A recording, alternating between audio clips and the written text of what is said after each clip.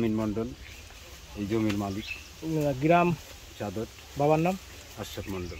আচ্ছা, আমরা দেখলাম যে এখানে প্রায় 100-র বেশি গাছ, বিভিন্ন ফলজ গাছ কাটা হয়েছে। যে গাছটা কাটার অভিযোগ আপনার উপর এসেছে, আপনি গাছ কাটছেন, কেন কাটলেন এই কথাটা যদি একটু বলতেন। হ্যাঁ, গাছটা আমি লাগাইছি আমার জমিতে, আমি লাগাইছি। আমার জমির গাছটা আমি পরিষ্কার করেছি। এখানে তো আমি আমার জমির গাছ কাটিছি। এই গাছকে আপনি লাগাইছেন? হ্যাঁ, আমি লাগাইছি। আমার কাছে কিন্তু সাক্ষাৎকার আছে স্থানীয় একাধিক ব্যক্তির, যে তারা বলছে যে এই গাছ জমি আপনার, কিন্তু গাছ আপনি লাগাননি। গাছটাও আমি লাগাইছি, পরিষ্কারটাও আমি করেছি। হয়তো বাইরের লোক যদি কোনোটা যদি আপনার কাছে ভুল ভ্রান্তি সংবাদ দিয়ে থাকে, তাহলে সেটা রাইট হবে না। আপনি কিছুক্ষণ আগে কথা বলেছেন, সেই কথা কিন্তু রেকর্ড আছে। না, আমি যা বলছি, আমার যে বিগত 40 বছর ধরে আমি এই জমিটা খাচ্ছি, এই 40 বছরের মধ্যে আমার গাছ ছিল, সেই গাছটাও আমি কাটিছি। 40 বছর ধরে আপনার এই পুকুরটা ছিল, যে গাছগুলো কাটা, ওই গাছগুলো আপনার ছিল না। এই পুকুরটা জমিটা যার, এই পুকুরের মালিকও তার, অর্থাৎ ওই পাশে যে বিল্ডিংটা আছে, বিল্ডিংটা ওই জমির মালিক তার ওখানে আমরা কোথাও যাই নাই। অর্থাৎ জমি, আমার জমি যেটা আছে সেটাই আমি ভোগ দল করতেছি এবং সেটার মধ্যেই আমি আছি।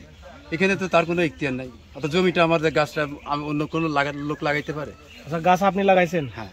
তো আপনি গাছ কাটছেন? হ্যাঁ, গাছ আমি কাটছি। আপনি স্বীকার করছেন তো আপনি গাছ কাটছেন? আমার জমিতে আমি লাগাইছি, আমি কাটছি। আচ্ছা, কেন গাছ কাটলেন? আমি এখানে আবাদ করবো। তো এই গাছ লাগাইছিলেন কেন? গাছ লাগাইছিলাম, মানুষ একটা ফসল সারা জীবন খায় না, ফসল চেঞ্জ করে, আমি সেটা চেঞ্জ করতেছি। আম গাছ মানুষ সারা জীবনের জন্যই লাগায়। আম গাছ সারা জীবনের জন্য লাগায়। আম্রপালি কেউ খায়, কেউ আবার হিমসাগর লাগায়, আমের পরিবর্তন অনেক সময় চেঞ্জ করে। এখন ওই গাছে আমি ধরল না, আপনি বুঝলেন কি করে যে টক না মিষ্টি কেমন আম হবে? ওটা গাছের চারা আমি যখন লাগাইছিলাম, ভুল চারা রোপণ করেছিলাম। সেই ভুল চারা রোপণ করার পরে সিদ্ধান্ত নিলাম যে না, ওটা চেঞ্জ করে আবার নতুন আর একটা লাগাই। আপনি কি জানেন যে ফলজ গাছ কাটতে হলে বন বিভাগের কাছ থেকে অনুমতি নিতে হয়? না, এটা যে সরকারি আওতাভুক্ত যেগুলো গাছ ছিল সেগুলো কাটতে হলে পরে, অর্থাৎ বনভুক্ত, সরকারি বেসরকারি না, একটা বাগান পরিষ্কার করতে হলে বন বিভাগের কাছ থেকে অনুমতি নিতে হয়। এটা আপনার জানা আছে কিনা, আছে কি নেই? না, এটা আমার জানা।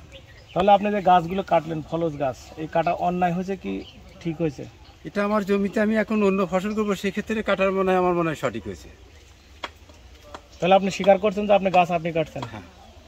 ওকে, ঠিক আছে। দেখছেন যে কিভাবে মনে এগুলো ক্ষতি করছে, আপনারা অবশ্যই দেখবেন ভিডিওর মাধ্যমে। আপনারাই সবাই, মানে বাংলাদেশের যত মানুষ আছে সবাই বিচার করবেন যে এইগুলো কাজটা কি ঠিক করা হয়েছে। এই সরকারিভাবে মোটর যদি বসাতে, যদি তারই জমি হতো, তাহলে আমার মোটর তো বসাতে দিত না কোনো মতে। কারণ আমি এখানে ডিজাইনতে মাটি করছি, কম করে 5 লাখ টাকার মাটি তুলছি, তাহলে কি বলতে দিতে? আপনারাই বলেন। আর এতগুলো গাছ লাগাইছি, গাছগুলো এরকম দুর্ভিক্ষতা আসে আমার ক্ষতি করলে, মন্ডলরা সবাই মিলে, মানে 20-25 জনের বেশি, সবারই হাতের আমদা অস্ত্র, অনেক বড় বড় অস্ত্রগুলো নিয়ে আমার মানে দেখে খুব ভয় পাইছি। মনে হলো যে অন্য কেউ থাকতো, বা মানে মুরব্বী মানুষজন থাকতো, কেউ প্রতিবাদ করতো, তার মানে একদম খুব কাটে রেখে দেওয়ার ইচ্ছাই ছিল তাদের হয়তো। না হলে এরকম ভাবে একজনের বাড়ির জমি দিয়ে আসে এরকম কিছু বলতে পারেন না।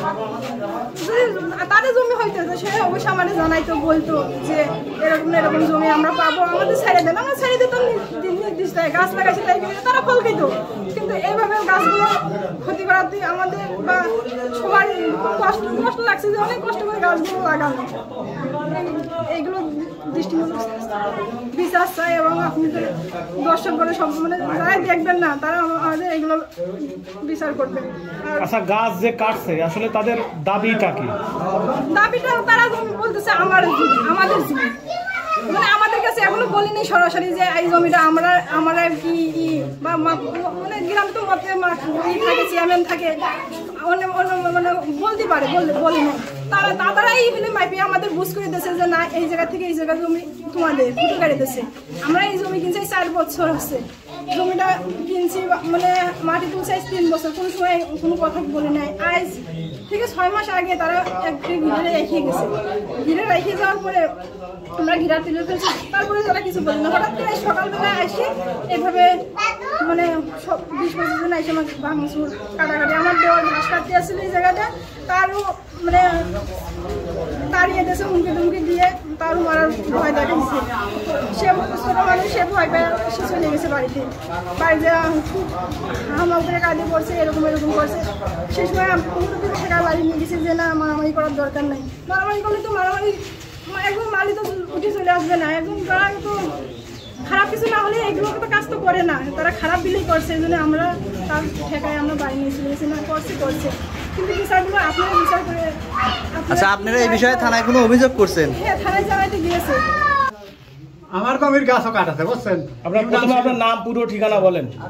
আমার নাম রেদন খান, বাপের নাম গহের খান, গ্রাম চাঁদুর। কি ঘটছে এবার বলেন। ঘরটা আমার জমির গাছও কাটি দিয়ে গেছে, আমার ভাইয়ের গাছও কাটছে, আবার আমার নিজস্ব জমির গাছ কাটছে। খালেক মন্ডলের সওয়াল, জাভেদ মন্ডলের সওয়াল, তারপরে সোমেশ মন্ডলের সওয়াল, মালিক মন্ডলের সওয়াল, শহীদ মন্ডলের সওয়াল। এটা আমার সৌদিতে আমার নিজস্ব গাছও কাটবে। কেন এই গাছগুলো কাটা হলো? এটা কি জন্য কাটলি এরা নিজেরাই জানে। এটা তো আমরা দৃষ্টান্তমূলক আমরা বিচার চাই, কারণ এই জমিতে হয়তো বাড়ি করেছি, পরের জমিতে তার করি নাই। আমার জমি রাখা জমিতে ওরা এখন এসে এটা এইভাবে কাটছে, আপনারা এইটা এভাবে দৃষ্টিমূলক শাস্তি চাই। আচ্ছা, এই যে ফলের গাছ কাটছে, এই ফলের গাছ কাটা ন্যায় হয়েছে না অন্যায় হয়েছে? এরা 100% অন্যায়। একটা সমস্যা থাকতে পারে, কিন্তু আমার নিজস্ব আমার বাপের রাখা সম্পত্তিতে ওরা এসে তাও সে গাছগুলো কাটে। আর জমি সমস্যা থাকলে তো আপনার বাড়ি করতে পারতাম না 4 বছর। এটা কার নেতৃত্ব দিয়েছে কি? এই নেতৃত্ব এখন দেখতে মনে করেন ঘোরার লোক। মন্ডল আছে, মোহর মন্ডল আছে, সবেদ আছে, এই মন্ডল ঘোষের লোকজন এইগুলো নেতৃত্ব দেয়।